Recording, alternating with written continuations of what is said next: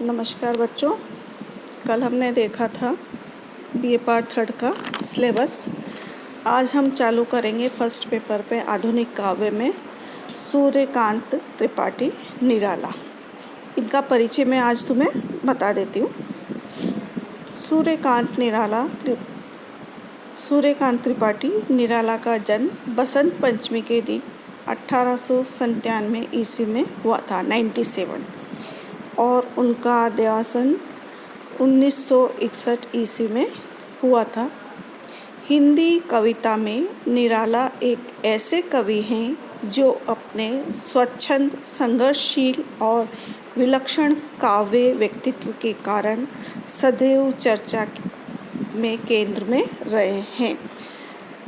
उनका जन्म बंगाल के महिषादल नामक स्थान में हुआ था।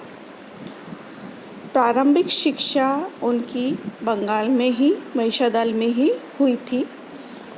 उन्होंने प्रारंभिक शिक्षा में संस्कृत, बांग्ला और अंग्रेजी का अच्छा ज्ञान प्राप्त कर लिया था। बचपन में ही माता का स्वर्गवास होने के कारण इनका लालन पालन पिता श्री राम सहाय त्रिपाठी के संरक्षण में हुआ। मात्र 13 वर्ष की आयु में इनका विवाह मनोहरा देवी से हुआ और वे 2 संतानों के पिता बनकर 23 वर्ष की आयु में, यानी जब निराला की 23 वर्ष की अल्पायु थी, उस आयु में ही इनकी पत्नी की मृत्यु हो गई। पुत्री सरोज की भी अल्पायु में ही मृत्यु हो गई थी। इनके मन पर इस आघात का इनके मन पर बड़ा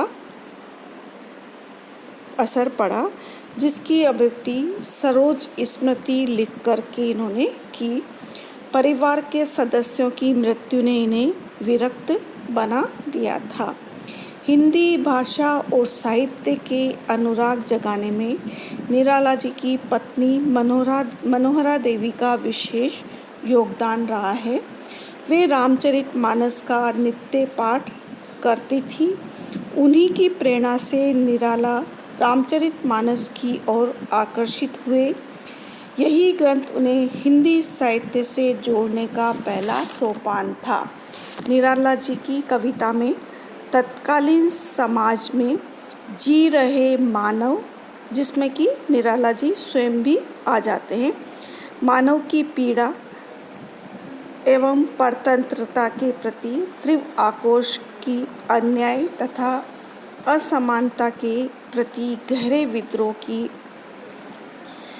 एवं विपरीत तथा विषम जीवन स्थितियों के प्रति संघर्ष करने की गुण सुनाई देती है। यानी निराला जी के मन में समाज के प्रति जो था वो आक्रोश था और अन्याय के प्रति उन्होंने आवाज़ उठाई थी। निराला की कविता के विषयों में पर्याप्त विविधता है। उनकी कविताएं एक विषय पर लिखी हुई नहीं हैं, अलग अलग विषयों पर उन्होंने कविताएं लिखी हैं। काव्य विषयों का जैसा वैविध्य निराला के यहाँ है, वैसा उनके समकालीन कवियों में किसी में भी नहीं देखा गया है। तुलसीदास, राम की शक्ति पूजा, सरोज स्मृति आदि उनकी कथात्मक कविताओं को प्रबंध काव्य की कोटि में रखा जा सकता है। तुलसीदास और राम की शक्ति पूजा कविताओं की प्रबंधात्मकता में जो सूक्ष्मता एवं सघनता है, वह किसी हिंदी के बहुत ही कम कविताओं में मिलती है। उनकी कविता बहुआयामी है। उसमें ओजस्विता भावों के ज्वालामुखी का विस्फोट है, यानी वीर और राष्ट्रीय भावनाओं से ओतप्रोत है। और एक तरफ नारी के अलौकिक एवं दिव्य सौंदर्य का चित्रण भी उन्होंने किया गया है। इसीलिए उनकी कविताओं को विविधता वाली कविताएं बताई गई है। और कहीं पे प्रकृति के मनोहारी दृश्यों का भी आकलन किया है, और कहीं जीवन परिवर्तन के लिए व्याकुल भावनाएं हैं। दर्शन की गहनता है, तो साधारण जन के कष्टों का साधारण भाषा में वर्णन है। यह सब चीज़ें उनके काव्य में अभिव्यक्त होती है और बोलचाल की सामान्य भाषा में तीखा व्यंग्य भी इन्होंने किया है। तुलसीदास तथा राम की शक्ति पूजा काव्य उनके गहन चिंतन, अभिव्यक्ति की सूक्ष्मता एवं प्रौढ़ता तथा जटिल भावाभिव्यक्ति का परिचय देते हैं। तो कुकुरमुक्ता व तोड़ती पत्थर आदि कविताओं में पूंजीवादी व्यवस्था पर तीखा प्रहार किया है। सरोज स्मृति कविता में वे नितांत निजी व्यथा को सार्वजनिक व्यथा में परिणत कर देते हैं। यह छायावाद के अन्य किसी कवि में देखने को नहीं मिलता है। इसलिए निराला को आधुनिक युग का सबसे युगांतकारी कवि माना जाता है। निराला जी सन 16 से सन 61 तक निरंतर काव्य साधना में लीन रहे।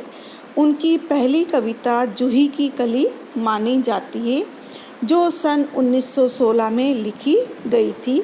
उनके कई काव्य संग्रह हैं, जिनमें अनामिका, परिमल, गीतिका, अनामिका द्वितीय, अरुणिमा, अपरा, नए पत्ते, आलोचना, आराधना, गीतकुंज और सांदे काकली आदि प्रसिद्ध कृतियाँ हैं।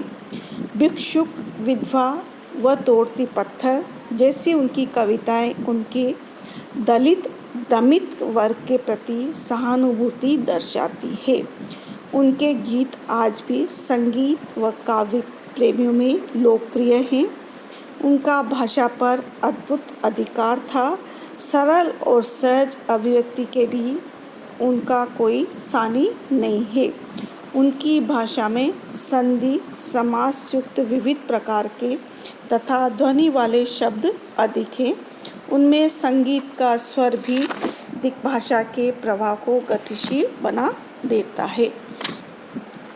बच्चों, ये तो हमने पढ़ा मैथिली शरण गुप्त का थोड़ा सा साहित्यिक और थोड़ा सा व्यक्तिगत परिचय। अब हम पढ़ेंगे जो कविता कल पढ़ेंगे उसका थोड़ा सा परिचय। जो बच्चों मैं कल तुम्हें कविता भी पढ़ाऊंगी और जागो फिर एक बार कविता हम कल पढ़ेंगे और उसका परिचय भी हम कल अध्ययन करेंगे। नमस्कार बच्चों, धन्यवाद।